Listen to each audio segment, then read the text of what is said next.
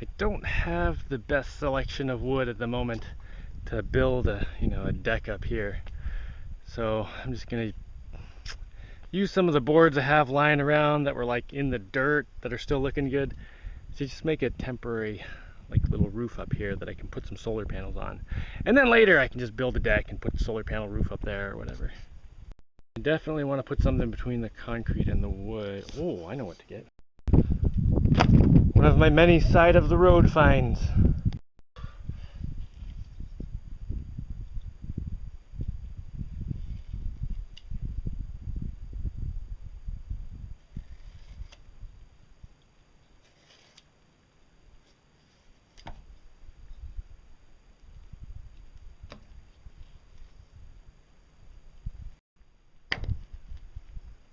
Man, this would make great sandal soles. Ah, yeah, never mind. I'll just have to make sandals out of this here tire. To match the height of this, I had to add a little bit to this one over here. So this top section is real soft still. But I don't want to wait till tomorrow, so I'm just going to be real careful not to... Check this out. Oh yeah.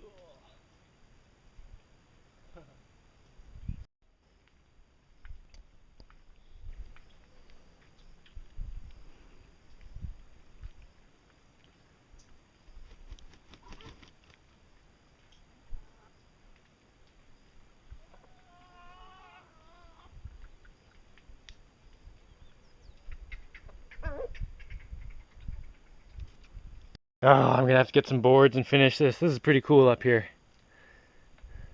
Right now I'll just put the solar panels there, but I'll get some boards in here, some posts up, make a roof up here with the solar panels. There's that one up there already. I wonder if I can identify a good tree for this wood. I have like 24 acres of jungle over there full of trees. I'm sure there's a few ready to come down. Or maybe even already down. I know I have a couple Nisboro trees over there. I want to save those for something else. It's super duper hardwood. When I do have the floor up here, it'll make it really easy to extend this gutter across the top of the window up there. Alright, I'll worry about that later. Right now I have 2 more solar panels to get. Whoa, the kids have been playing in here for sure. Whoa, cool. Island? An island village. Nice. Alright, let's get the solar panels.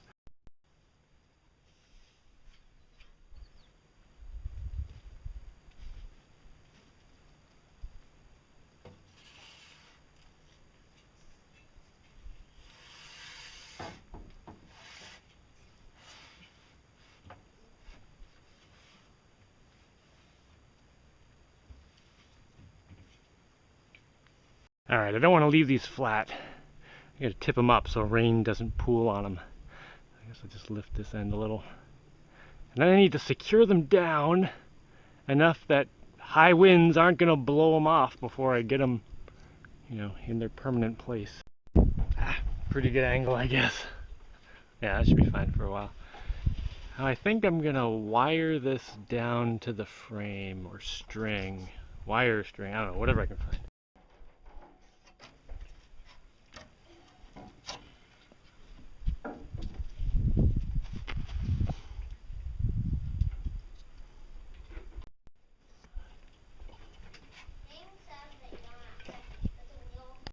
Well, I've got my solar panel wires here.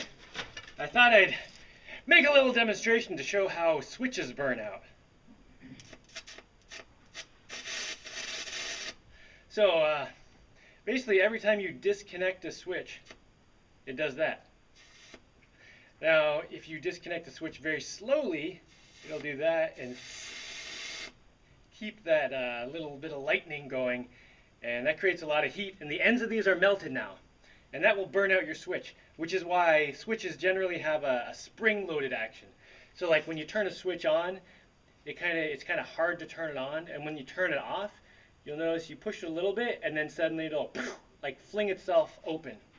So what that's doing is it's disconnecting fast enough that you don't end up with this.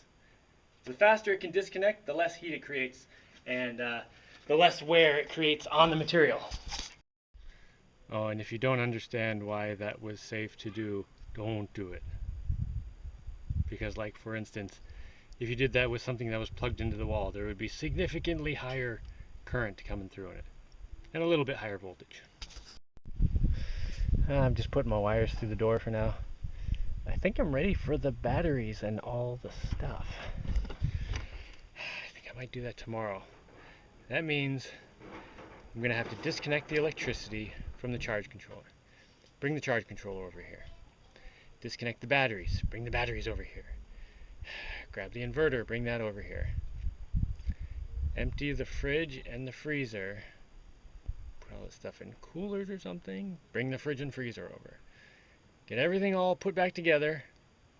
And put everything back in the fridge and freezer before everything thaws out. Right.